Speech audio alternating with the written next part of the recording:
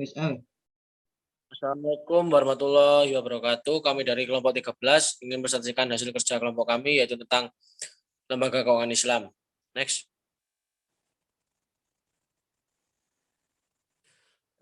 Kelompok kami terdiri dari 3 kelompok, yaitu saya sendiri, Dimas Geni Putra, NIM 2020-275, yang kedua Irfan Fahrudin 2020-265, dan Gian Indra Prasetyo 2018-227.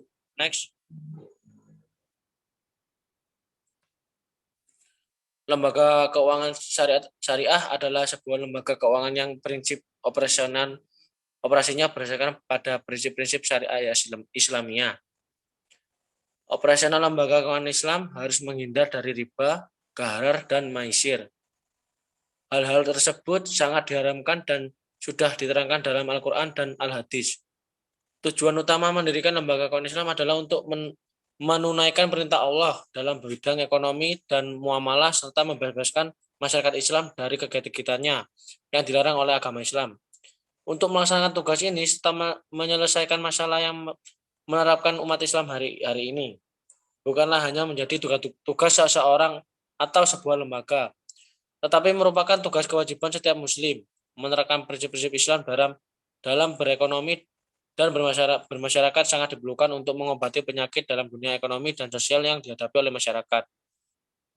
Lembaga Keuangan Syariah atau LKS, menurut Dewan Syariah Nasional atau DSN, adalah lembaga keuangan yang mengeluarkan produk keuangan syariah dan yang mendapat izin operasional sebagai lembaga keuangan syariah. Definisi ini menegaskan bahwa suatu LKS harus memenuhi 2 unsur, yaitu unsur kesesuaian dengan syariat Islam dan unsur legalitas operasional sebagai lembaga keuangan. Unsur kesesuaian suatu LKS dengan syariat Islam secara tersantilisasi diatur oleh DSN yang diwujudkan dalam berbagai fatwa yang dikeluarkan oleh lembaga tersebut. Next.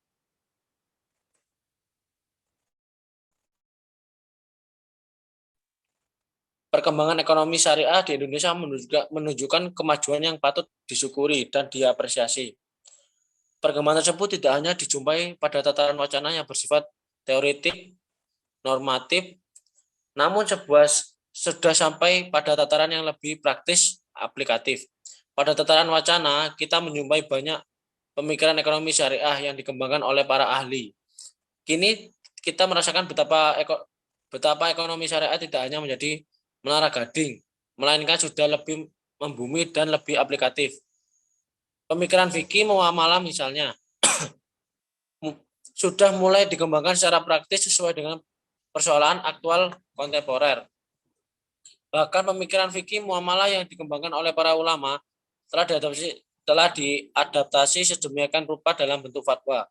Fatwa-fatwa yang dikeluarkan oleh Dewan Syariah Nasional atau DSN telah menjadi panduan praktis bagi publik dalam bermuamalah sesuai syariah. Kemajuan pemikiran ekonomi syariah juga nampak pada ikhtiar untuk mencari relevansi dengan ekonomi modern.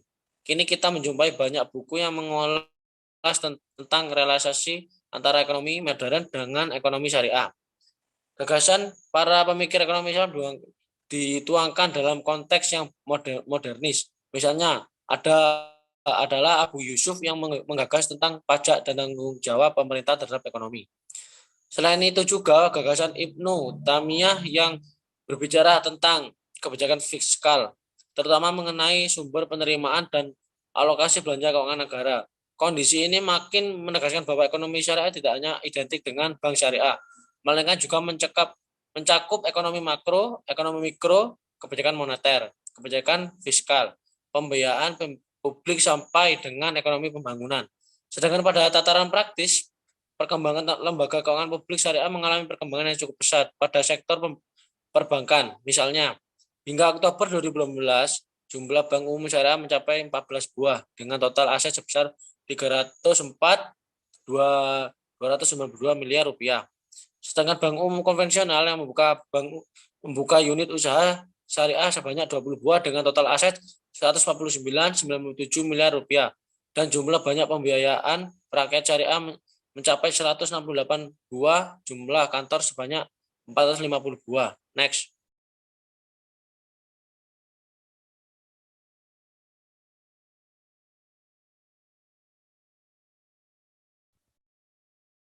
berdasarkan Undang-Undang Nomor 21 Tahun 2008 tentang Perbankan Syariah. Bank Syariah merupakan bank yang menjalankan kegiatan usaha berdasarkan prinsip syariah atau prinsip hukum Islam.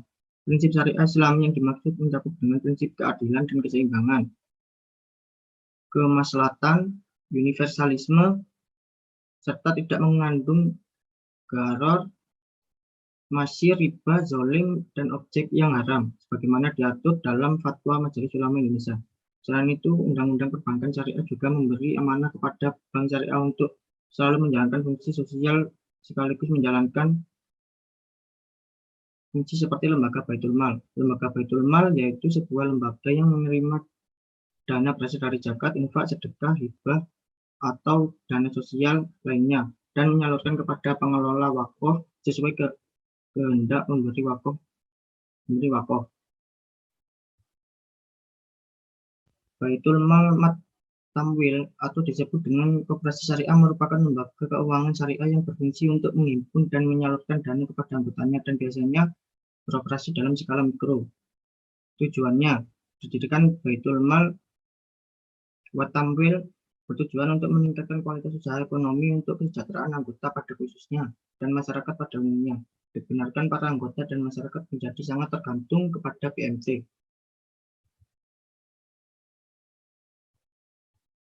Tujuan Pegadaian Syariah. Sifat usaha pegadaian pada prinsipnya menyediakan pelayanan bagi kemanfaatan masyarakat umum dan sekaligus mengukur keuntungan berdasarkan prinsip pengelolaan yang baik. Oleh karena itu, Forum Pegadaian bertujuan sebagai berikut: turut melaksanakan dan menunjang pelaksanaan kebijaksanaan dan program pemerintah di bidang ekonomi dan pembangunan nasional, pada umumnya melalui penyaluran uang, pembiayaan atau pinjaman atas dasar hukum gadai, pencegahan praktik ijon, pegadaian gelap, dan pinjaman tidak wajar lainnya. Manfaatan gadai bebas bunga pada gadai syariah memiliki efek jaring pengaman sosial karena masyarakat yang butuh dana mendesak tidak lagi dijerat pinjaman atau pembiayaan berbasis bunga, membantu orang-orang yang membutuhkan pinjaman dengan syarat mudah.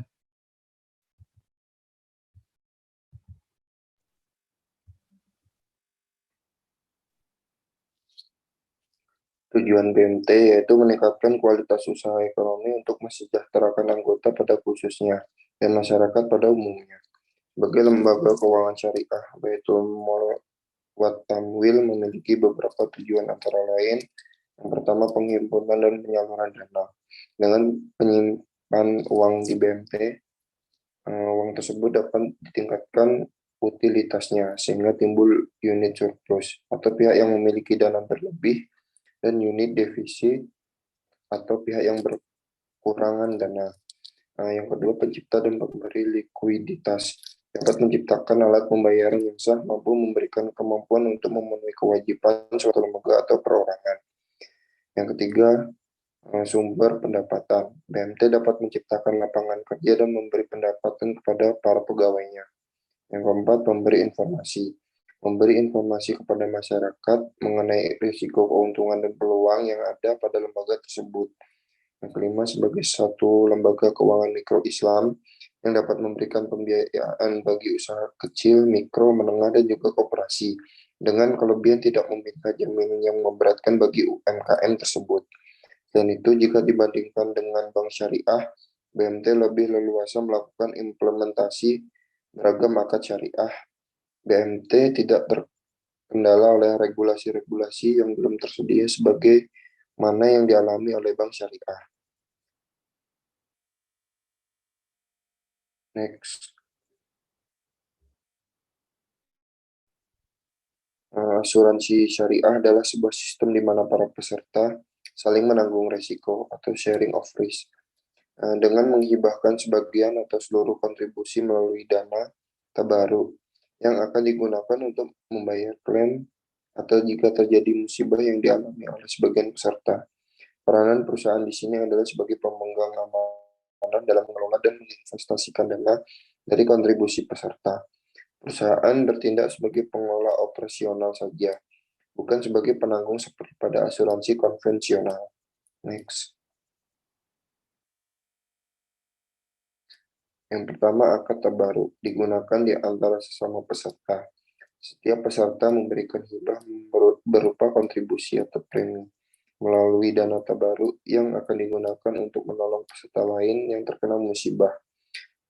Perusahaan asuransi berfungsi sebagai pengelola dana hibah tersebut. Yang kedua, akad ijarah adalah akad antara peserta atau secara kolektif atau secara individu dengan perusahaan dengan tujuan komersial. Yang ketiga, akad wakalah bin ujrah digunakan sebagai dasar peserta menyerahkan pengelolaan keuangan kepada perusahaan asuransi, yaitu suatu akad ijarah yang memberikan kuasa pada perusahaan sebagai wakil peserta untuk mengelola dana tabaruk dan atau dana investasi peserta sesuai kuasa atau wewenang yang diberikan dengan imbalan berupa ujrah. Yang keempat, akad mudharabah digunakan dalam pengelolaan investasi, yaitu suatu akad ijarah yang memberikan kuasa kepada perusahaan sebagai mudharib untuk mengelola investasi dana tabaruk dan atau dana investasi peserta sesuai kekuasaan atau wewenang yang diberikan dengan imbalan berupa bagi hasil atau nisbah yang besarnya telah disepakati bersama.